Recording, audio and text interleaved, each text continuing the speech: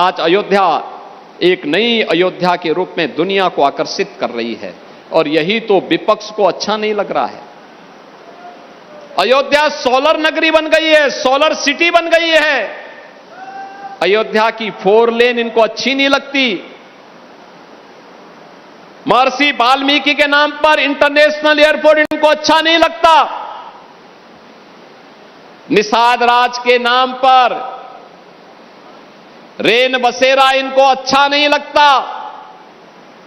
माता सबरी के नाम पर भोजनालय, गरीबों को मिलने वाले और तीर्थयात्रियों को मिलने वाले भोजनालय इनको अच्छे नहीं लगते।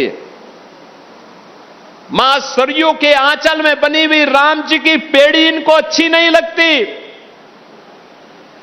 अब इनको पंचकोसी और 14 कोसी परिक्रमा के साथ ही 84 कोसी परिक्रमा का भव्य स्वरूप इनको अच्छा नहीं लगता है, क्योंकि ये तो राम विरोधी थे।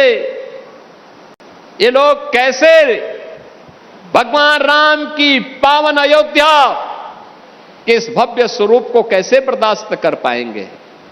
ये लोग नहीं करेंगे।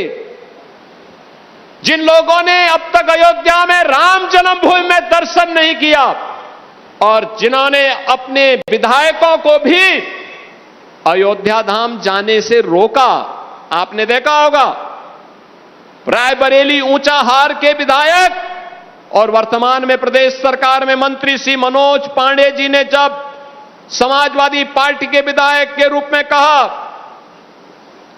कि अयोध्या में सभी विधायकों को दर्शन करने के लिए जाना चाहिए, हमने प्रस्ताव स्वीकार किया।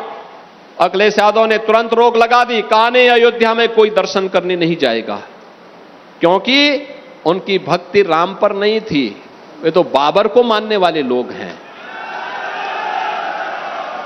वो बाबर की पूजा करने वाले लोग हैं। कैसे? और उन्होंने मनोज पांडे को धिक्कार करके बाहर कर दिया। आज मनोज पांडे हमारी सरकार में मंत्री हैं, एक वरिष्ठ नेता के रूप में उन्होंने काम किया, लेकिन समाजवादी पार्टी ने उनका अपमान किया। प्रभु राम का स्मरण करने पर उनको वहां से दुत्कारने का काम किया था। आज वे प्रदेश सरकार में मंत्री के रूप में अपनी सेवाएं दे रहे हैं। मेरी अपील होगी सभी राम भक्तों से, अयोध्या के बारे में जो समाचार पत्रों में सुनने को मिला,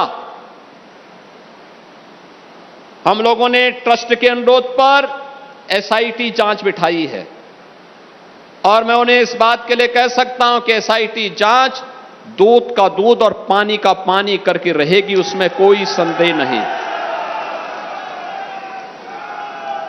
लेकिन मैं सभी से इस बारे में अनुरोध करूंगा, सभी पक्षों से कहूंगा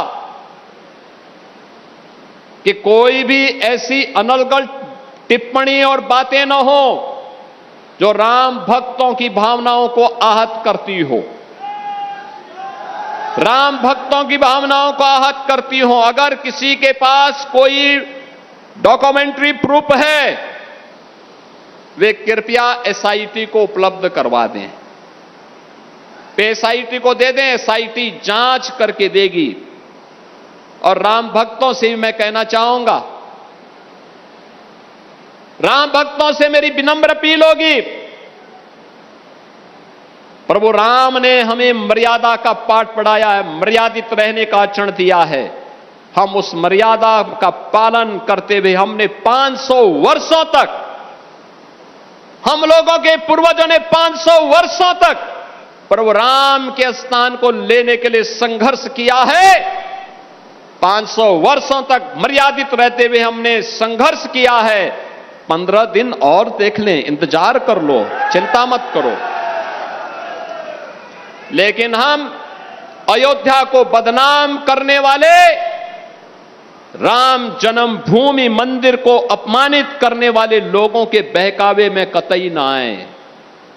ये लोग कभी नहीं चाहेंगे कि अयोध्या का नाम हो, ये कभी नहीं चाहेंगे कि अयोध्या सम्मान पाए, क्योंकि ये लोग स्वयं क्षमता विहीन थे, कर नहीं सकते थे। तब अयोध्या को बिजली नहीं मिलती थी, अयोध्या को इन्होंने बिजली नहीं दी, संकरी गलियों में बांध करके रख दिया था। आज दुष्प्रचार करके हमारी सप्तपुरियों में से पहली पुरी अयोध्या धाम को ये लोग अपमानित करते हैं, दुष्प्रचार करते हैं, अपमानित करते हैं। हम इनके बहकावे में कतई ना आए। इनका आचरण आपके सामने है। इन लोगों ने राम भक्तों पर गोलियां चलाई हैं। जय श्री राम बोलने पर लाठी भांजते थे, भगवान राम के अस्तित्व पर प्रश्न खड़ा करते थे और हर प्रकार की बाधाएं खड़ी करके न्यायालय में अपने अधिवक्ता खड़े करके रोड़े अटकाने का काम करते थे। ये लोग उपदेश देना बंद करें। एसआईटी गठित हुई है, दूध का दूध और पानी का पानी होगा। मेरी सभी संबंधित से यही अपील होगी, एसआईटी की रिपोर्ट आने तक कोई बयानबाजी कतई न करे, क्योंकि बीच बीच में जब बयानबाजी होती है तो वह जांच को प्रभावित करती है। जांच चलने दें।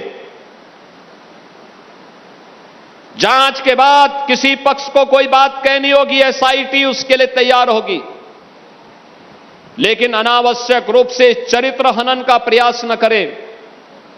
अनावश्यक रूप से अयोध्या धाम को बदनाम करने का कुत्सित प्रयास न करें।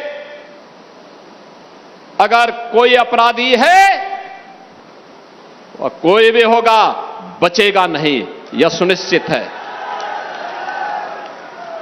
ये लोग क्या हमें बताएंगे, जो लोग राम भक्तों को अपमानित करते थे और जो प्रदेश के कुख्यात माफियाओं के कब्र पे जाकर के फातिया पढ़ते थे, ये लोग आज राम भक्ति का उपदेश हमें देने चले हैं।